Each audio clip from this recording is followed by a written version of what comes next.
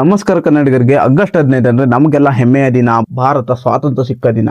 ಆದ್ರೆ ಒಂದು ಪ್ರಶ್ನೆ, ಈ ಸ್ವತಂತ್ರಕ್ಕಾಗಿ ಕರ್ನಾಟಕದ ನೆಲ ಮತ್ತು ಕನ್ನಡಿಗರು ನೀಡಿದ ಕೊಡುಗೆ ಎಷ್ಟು ಜನರಿಗೆ ಗೊತ್ತು? 1857ರಿಂದಲೇ ಸ್ವಾತಂತ್ರ್ಯ ಹೋರಾಟ ಶುರು ಆಯ್ತಂತ ನಾವೆಲ್ಲರೂ ಹೇಳ್ತೀವಿ. ಆದ್ರೆ ಕರ್ನಾಟಕದಲ್ಲಿ ಬಹಳ ವರ್ಷಗಳ ಹಿಂದೆ ಬ್ರಿಟಿಷರ ವಿರುದ್ಧ ಹೋರಾಟ ಕಿಡಿ ಹತ್ತಿಕೊಂಡಿತ್ತು. ಹಾಗಾದ್ರೆ ಇಂದು ನಾವು ಕರ್ನಾಟಕದ ಆ ವೀರರನ್ನು, ಅವರ ತ್ಯಾಗವನ್ನು ಮತ್ತು ಕನ್ನಡಿಗರ ಕೊಡುಗೆಯನ್ನು ನೆನಪಿಸಿಕೊಳ್ಳೋಣ ಬನ್ನಿ. ಬ್ರಿಟಿಷರ ವಿರುದ್ಧ ಮೊದಲ ಹೋರಾಟಗಾರರ ಹೆಸರು ಕೇಳಿದಾಗ ಪ್ರತಿಯೊಬ್ಬ ಕನ್ನಡಿಗರಿಗೂ ನೆನಪಾಗೋದು ಕಿತ್ತೂರು ರಾಣಿ ಚೆನ್ನಮ್ಮ.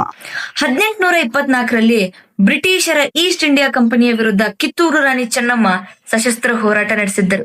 ಬ್ರಿಟಿಷರು ಕಿತ್ತೂರಿನ ಆಡಳಿತವನ್ನು ವಶಕ್ಕೆ ಪಡೆದುಕೊಳ್ಳಲು ಬಂದಾಗ ಚೆನ್ನಮ್ಮ ಅವರು ಮಣಿಯಲಿಲ್ಲ. ಆದ್ರೆ ಬ್ರಿಟಿಷರ ವಿರುದ್ಧ ಕಿತ್ತೂರಿನ ಪಡೆಗಳು ಮೊದಲ ಯುದ್ಧದಲ್ಲೇ ಅವರಿಗೆ ದೊಡ್ಡ ಹೊಡೆತ ನೀಡಿತು. ಅಧಿಕಾರಿ ತ್ಯಾಕರೆ ಕೂಡ ಆ ಯುದ್ಧದಲ್ಲಿ ಸಾವನ್ನಪ್ಪಿದರು. ಅವರು ಹೋರಾಡಿದ್ದು ಕೇವಲ ಕಿತ್ತೂರಿಗಾಗಿ ಅಲ್ಲ, ಸ್ವಾತಂತ್ರ್ಯಕ್ಕಾಗಿ ಮತ್ತೆ ಸ್ವಾಭಿಮಾನಕ್ಕಾಗಿ. ಆದ್ರೆ ಚೆನ್ನಮ್ಮ ಅವರ ಬಂಧನದ ನಂತರ ಹೋರಾಟ ನಿಲ್ಲಲೇ ಇಲ್ಲ. ಸಂಗೊಳ್ಳಿಯ ರಾಯಣ್ಣ, ಹೌದು, ಕಿತ್ತೂರಿನ ಹೋರಾಟದ ಕಿಡಿಯನ್ನು ಮುಂದುವರಿಸಿದ ಮತ್ತೊಬ್ಬ ಮಹಾನ್ ಪರಾಕ್ರಮಿ ಕ್ರಾಂತಿವೀರ ಸಂಗೊಳ್ಳಿ ರಾಯಣ್ಣ. ಆದ್ರೆ ರಾಯಣ್ಣ ಅವರು ಬ್ರಿಟಿಷರ ವಿರುದ್ಧ ಗೇರಿಲಾ ಯುದ್ಧ ತಂತ್ರ ಬಳಸಿ ಹೋರಾಡಿದರು. ಬ್ರಿಟಿಷರ ಕಚೇರಿಗಳು ಮತ್ತೆ ಖಜಾನೆಗಳ ಮೇಲೆ ದಾಳಿ ನಡೆಸಿದರು.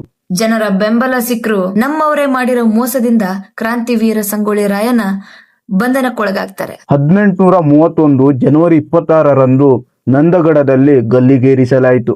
ಇನ್ನೊಂದು ವಿಶೇಷ ಸಂಗತಿ ಏನಪ್ಪಾ ಅಂತಂದ್ರೆ, ರಾಯಣ್ಣ ಅವರು ಹುಟ್ಟಿರುವಂತ ದಿನಾಂಕ 1798 ಆಗಸ್ಟ್ 15, ಅಂದ್ರೆ ಭಾರತಕ್ಕೆ ಸ್ವಾತಂತ್ರ್ಯ ಬಂದಿರುವಂತ ದಿನ. ಸ್ವಾತಂತ್ರ್ಯ ದಿನಾಚರಣೆ ಆಗಸ್ಟ್ 15ರಂದೇ ಜನಿಸಿದ ಈ ಧೀರ ಸ್ವಾತಂತ್ರ್ಯಕ್ಕಾಗಿ ತನ್ನ ಪ್ರಾಣವನ್ನೇ ಅರ್ಪಿಸಿದರು. ಕರ್ನಾಟಕದಲ್ಲಿ ಹಲವು ಭಾಗದಲ್ಲಿ ಬ್ರಿಟಿಷರ ವಿರುದ್ಧ ವಿವಿಧ ಹಂತಗಳಲ್ಲಿ ಪ್ರತಿರೋಧಗಳು ನಡೆಯಿತು. ಹೋರಾಟ ಕೇವಲ ಕಿತ್ತೂರಿನಲ್ಲಿರ್ಲಿಲ್ಲ. ಹಲಗಲಿ ಬೇಡರ ಹೋರಾಟ, ಸುರಪುರದ ವೆಂಕಟಪ್ಪ ನಾಯಕನ ಪ್ರತಿರೋಧ, ಕರಾವಳಿಯ ಹೋರಾಟಗಳು, ಇವೆಲ್ಲವೂ ಕರ್ನಾಟಕದ ಸ್ವಾತಂತ್ರ್ಯ ಹೋರಾಟದ ಇತಿಹಾಸದ ಭಾಗ. ಆದರೆ ಕರ್ನಾಟಕದ ಮಣ್ಣು ಕೇವಲ ವೀರರನ್ನು ಹುಟ್ಟಿಸಿಲ್ಲ, ಬ್ರಿಟಿಷರ ವಿರುದ್ಧ ಹೋರಾಡುವ ಧೈರ್ಯವನ್ನು ಹುಟ್ಟಿಸಿದೆ. ರಾಣಿ ಅಬ್ಬಕ್ಕ, ಕರ್ನಾಟಕದ ಕರಾವಳಿಯ ವೀರರಾಣಿ. ಕರ್ನಾಟಕದ ಸ್ವಾತಂತ್ರ್ಯದ ಕೊಡುಗೆಯಲ್ಲಿ ಕರಾವಳಿಯನ್ನ ಹೇಗ್ ಮರೆಯಕ್ ಸಾಧ್ಯ? ಆದ್ರೆ ಉಳ್ಳಾಲದ ರಾಣಿ ಅಬ್ಬಕ್ಕ ಪೋರ್ಚುಗೀಸರ ವಿರುದ್ಧ ಹೋರಾಡಿದ ಪ್ರಸಿದ್ಧ ವೀರ ರಾಣಿ. ಅವರು ಬ್ರಿಟಿಷರ ಕಾಲಕ್ಕಿಂತಲೂ ಹಿಂದಿನವರು.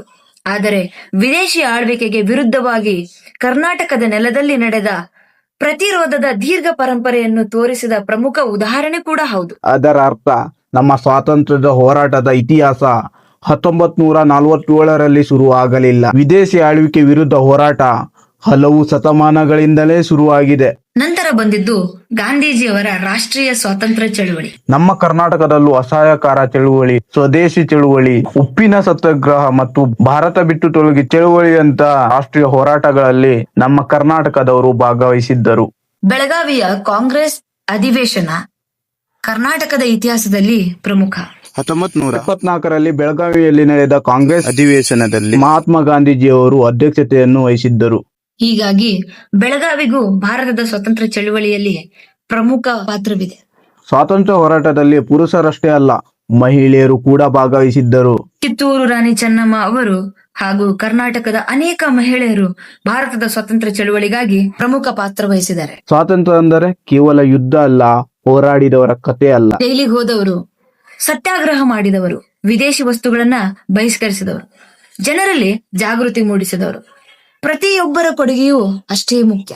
ಹಾಗಾದರೆ ಕರ್ನಾಟಕದ ಕೊಡುಗೆ ಏನು? ಒಂದು ಪದದಲ್ಲಿ ಹೇಳ್ಬೇಕಂದ್ರೆ ಧೈರ್ಯ. ಕಿತ್ತೂರಿನಲ್ಲಿ ಶಸ್ತ್ರ ಹಿಡಿದ ಧೈರ್ಯ, ಸಂಗೊಳ್ಳಿಯಲ್ಲಿ ಬ್ರಿಟಿಷರ ವಿರುದ್ಧ ಗೆರಿಲ್ಲಾ ಹೋರಾಟ, ರಾಷ್ಟ್ರೀಯ ಚಳುವಳಿಯಲ್ಲಿ ಸತ್ಯಾಗ್ರಹದ ಧೈರ್ಯ, ಮತ್ತೆ ದೇಶಕ್ಕಾಗಿ ಜೈಲು ಸೇರುವ ಧೈರ್ಯ. ಇಂದು ನಾವು ಸ್ವಾತಂತ್ರ್ಯವಾಗಿ ಬದುಕುತ್ತಿದ್ದೇವೆ, ನಮ್ಮ ಮಾತೃಭಾಷೆಯಲ್ಲಿ ಮಾತಾಡುತ್ತಿದ್ದೇವೆ, ನಮ್ಮ ಸಂಸ್ಕೃತಿ ಮತ್ತು ಪರಂಪರೆಯನ್ನು ಆಚರಿಸುತ್ತಿದ್ದೇವೆ. ಇವೆಲ್ಲವೂ ನಮ್ಗೆ ಸುಲಭವಾಗಿ ಸಿಕ್ಕಿದ್ದಲ್ಲ. ಯಾರೋ ತಮ್ಮ ಮನೆಯನ್ನೇ ಬಿಟ್ಟರು, ಯಾರೋ ಜೈಲ್ ಸೇರಿದ್ರು, ಯಾರೋ ತಮ್ಮ ಪ್ರಾಣವನ್ನೇ ಅರ್ಪಿಸಿದರು. ಅವರ ತ್ಯಾಗದಿಂದಲೇ ಇಂದು ನಾವು ಸ್ವತಂತ್ರ ಭಾರತದಲ್ಲಿ ನಿಂತಿದ್ದೇವೆ. ಕೇವಲ ಧ್ವಜ ಹಾರಿಸುವ ದಿನವಾಗಿರದೆ ನಮ್ಮ ಸ್ವಾತಂತ್ರ್ಯಕ್ಕಾಗಿ ಹೋರಾಡಿದ ಪ್ರತಿಯೊಬ್ಬ ವೀರರನ್ನು ನೆನಪಿಸಿಕೊಳ್ಳುವಂತ ದಿನವಾಗ್ಲಿ. ಆದರೆ ನಮ್ಮ ಕರ್ನಾಟಕದ ಅನೇಕ ಹೆಸರಿನಲ್ಲಿದ್ದ ಸ್ವಾತಂತ್ರ್ಯ ಹೋರಾಟಗಾರರಿಗೆ ನಮ್ಮ ಹೃದಯಪೂರ್ವಕ ನಮನಗಳು. ಜೈ ಕರ್ನಾಟಕ, ಜೈ ಭಾರತ್.